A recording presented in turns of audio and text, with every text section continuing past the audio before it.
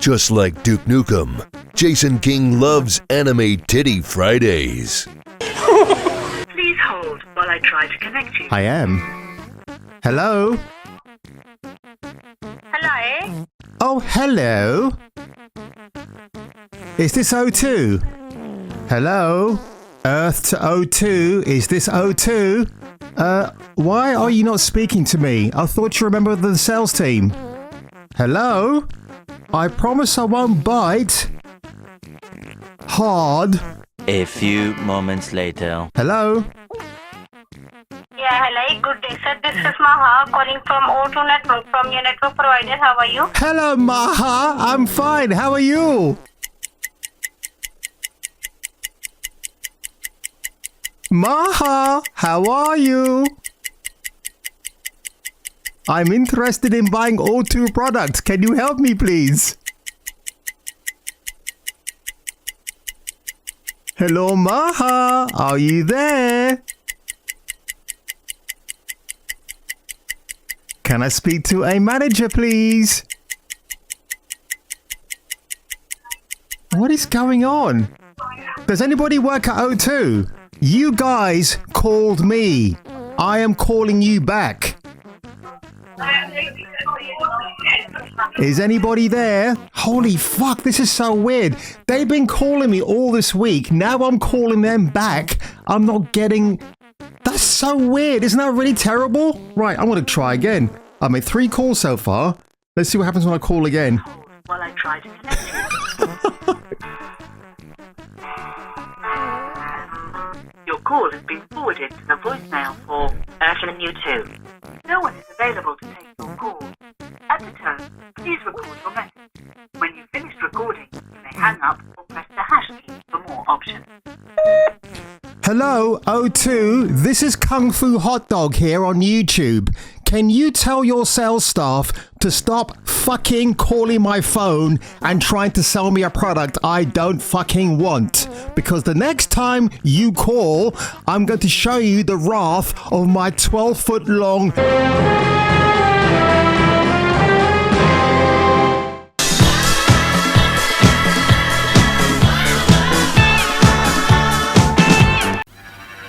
The following program contains naughty bits. But before each naughty bit comes on the screen, you'll hear this warning sound. Woke! Woke! Hotter than this! And more exciting than this. Yes, friends, Thames Television brings you... Come on your face. What cleanses you of wokeness? I don't know about you, but that video before was just so pretty and I couldn't help myself. I do love turning the tables every now and then because it just feels so good, just like James Brown. Get down. But without further ado, ladies and gentlemen, let's get to the...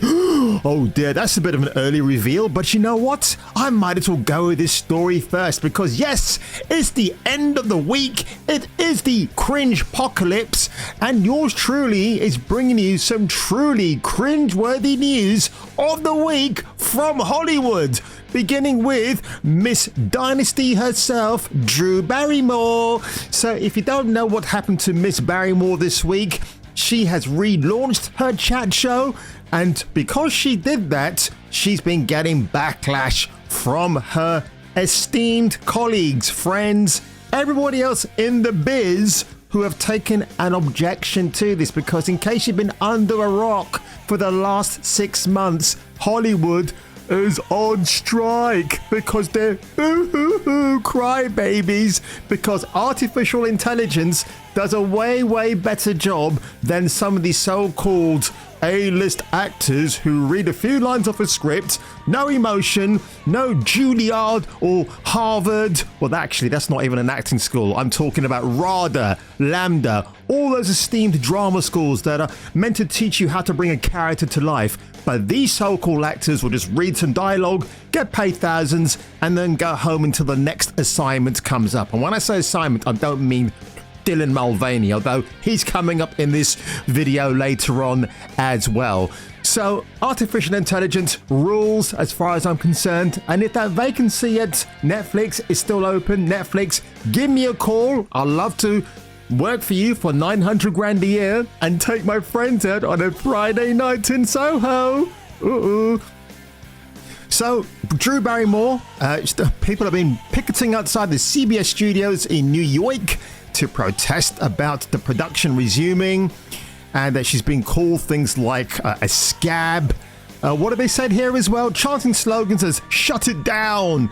At least a dozen demonstrators picketed in front of the CBS studios.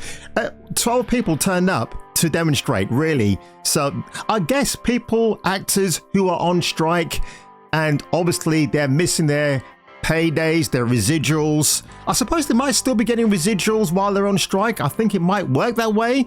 But it's I don't understand why Drew Barrymore feels the need to still work. She comes from a dynasty that included Lionel Barrymore. She's been through it all as a child actress, where I'm sure she was passed around, unfortunately. And she's got to the stage now where she's bowing down to people like Dylan Mulvaney. Again, that's twice I mentioned his name in this video. Say 3 times, what could happen?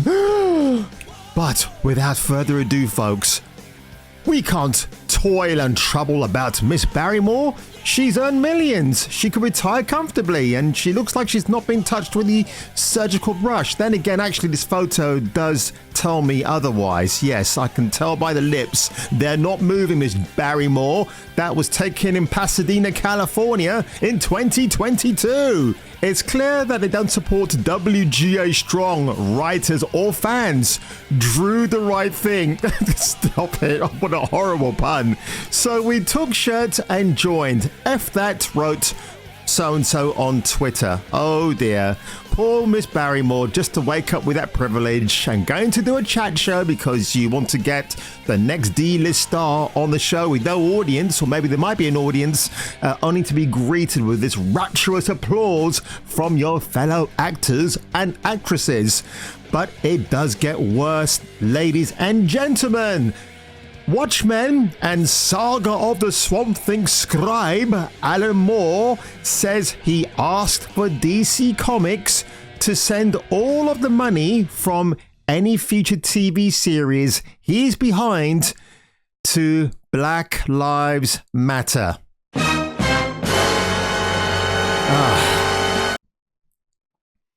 A notorious detractor of any alternative or expansive takes on his numerous comic book stories, Watchmen author Alan Moore has revealed that he holds such disdain, such hate, such contempt for the entertainment industry's various adaptations of his works that he's outright asked for the money to be sent to BLM because that cult doesn't have enough money already in their $1 million plus mansions in America. Of course they don't. Moore, whose works for the publisher includes Batman the Killing Joke, V for Vendetta, the 2-issue Batman Whatever Happened to the Man of Tomorrow story, and a legendary run of the Swamp or the Saga of the Swamp Thing, provided his insight into his business agreement with DC Comics at a recent interview in the UK with The Telegraph, no less. Moosey. Asked by the outlet's Jake Kerridge how he was enjoying his foray into literary publishing, Moore asserted, because just like Sir Keir Starmer, I assert my opinion right here. I'm having a very good time of it. And noted that a large part of his positive experience was based on the fact that his publisher, Bloomsbury, respects my decisions and opinions. And I own my own work, he added. It doesn't sound like a lot if you're used to traditional grown-up publishing, but it means an awful lot if you're used to the comic books industry. It does make me wish that I'd grown too into It does make me wish that I'd maybe gone into writing prose fiction back in the late 70s. Because the late 70s, ladies and gentlemen, in fact, the whole of that golden decade was about experimentation, about coming up with original stories. Because God forbid that comic books and Hollywood together can't come up with a single original idea these days. I wonder why.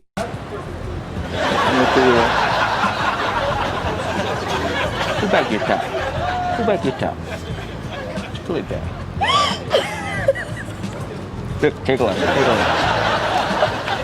look. She got my face on her tits. How the hell did you do that? Shazam. Now, here's a story I did not expect to see. This actually blew me away.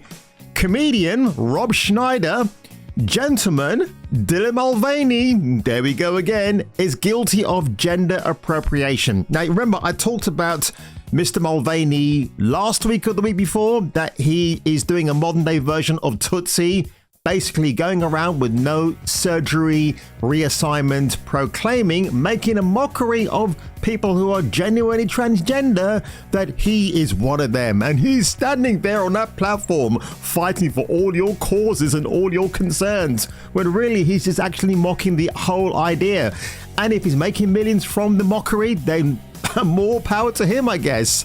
A comedian and SNL Live alum, Rob Schneider, took a swipe at Dylan Mulvaney, the influencer, a man living as a woman, accusing him of gender appropriation, just like when black folk have an issue with Bo Derek sporting dreadlocks in the film 10 with Dudley Moore, when in fact the Vikings back in Scandinavia first sported dreadlocks. Whoa, whoa, whoa, whoa, whoa.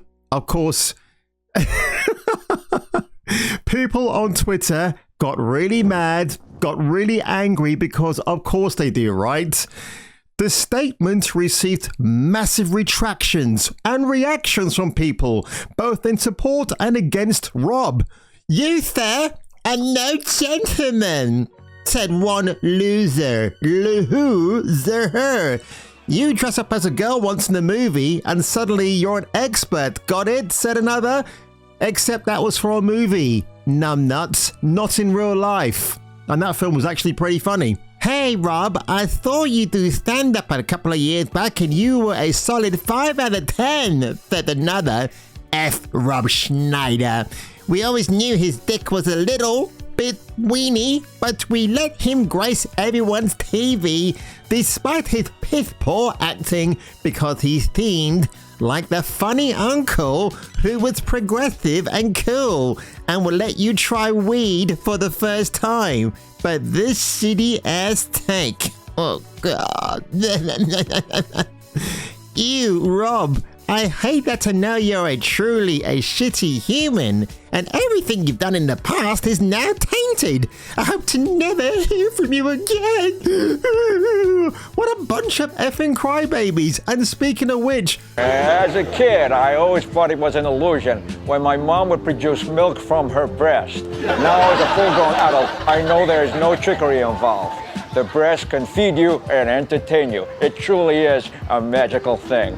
It truly is. we have got an even bigger massive crybaby coming up now. Director Ava Duvernay. International black film festivals don't care about black filmmaker stories. I beg your pardon, it's international film festivals, but it would be quite funny if it was the first thing I said. Oscar-nominated director Ava Duvernay is claiming that black filmmakers get discouraged from entering international film festivals because people outside the US don't care about their stories. Duvernay, director of the Martin Luther King biopic Selma and various Netflix prestige projects, who walked away from the lucrative first look details with both Spotify and Warner Bros., lamented a lot in life as a black filmmaker, because you just can't be a filmmaker, can you, folks? You have to be brown or black or pink or blue. Oh God, I'm running out of breath here. You know what? This reminds me of The Woman King, the director behind that, and her co-star Viola Davis, who said a very similar thing last year. That, you know, you like to watch superhero films, but you don't want to watch a film about a black person, do you? Or made by people of color. God almighty, I'm getting so sick and tired of this. Oh, of course, The Guardian, you know, they lean about there, you know, into a pile of dog shit. Of course, they'll be happy to report this, won't they? This is something that we are often told. Really? Who tells you this, Ava Duvernay? You cannot play international film festivals. No one will come in their pants. Because it's not Sharon Stone crossing her legs, is it? God, I really need to watch Basic Instinct again now.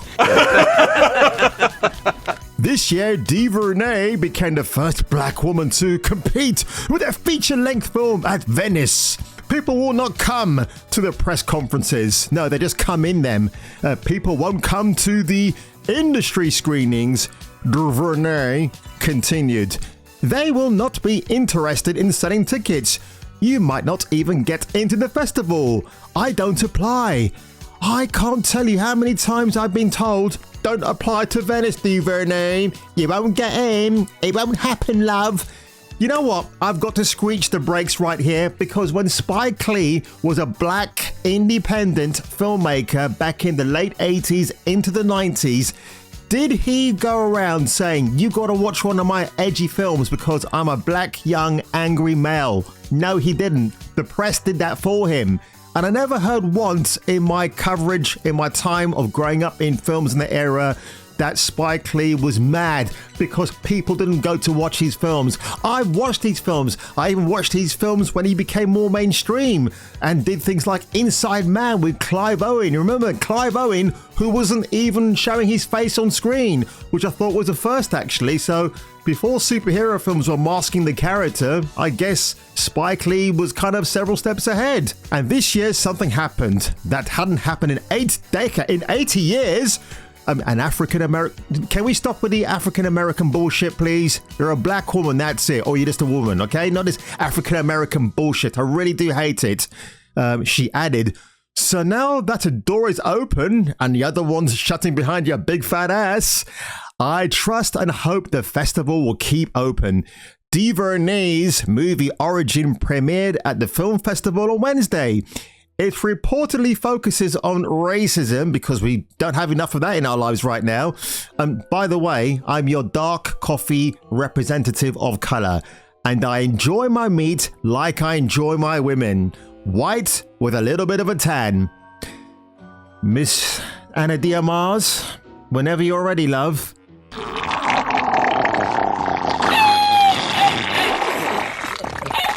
So apparently this film Origin is about Isabel Wilkinson's non-fiction book Cast. Well, if you're looking for a very non-racist title, I guess it's right there. So apparently this book is about the first black female to win the Pulitzer Prize, because again, the color of your skin has to be mentioned when you win such a prestigious journalistic prize, right? Yeah, this is the same Miss Duvernay who said people would rather watch Oppenheimer because I guess, you know, the name sounds very German, right? People will be more drawn to that because if you prefer to watch that, and for the record, I wasn't a big fan of the film, despite the fact that a certain female I quite like got her boobies out, still didn't enthrall me as much as I wanted it to. But of course now, Miss Duvernay's take is, if you don't want to watch my film, it means you're racist and you're a horrible, horrible person. But ladies and gentlemen, let me ask you a question. Do you think I'm horrible? Do you think I'm unreasonable with O2 cold callers ringing me up, demanding I cooperate with them, otherwise they'll come round and do a John Wayne Bobbitt on me? Well, if that's not the answer I expect to hear from you in the comments below, make sure you like, make sure you hit that subscribe button, and if I were you, and if you were me, you better come back for the next video. We can't go into the discotheque, we can't. The Cringe-Pocalypse with Jason King. Go ahead. Make his day.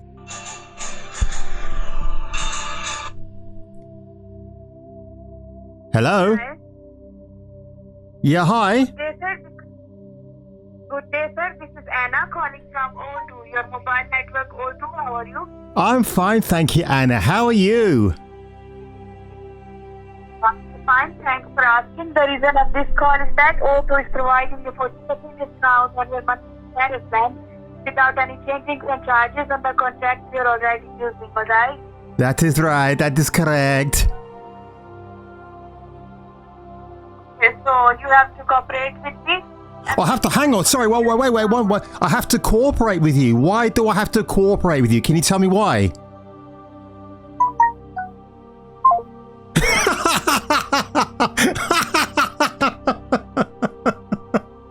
Oh, I'm a Mary Sue. I'm so powerful. You must cooperate with me. That just happened. Oh, that's great. That's great. I love it.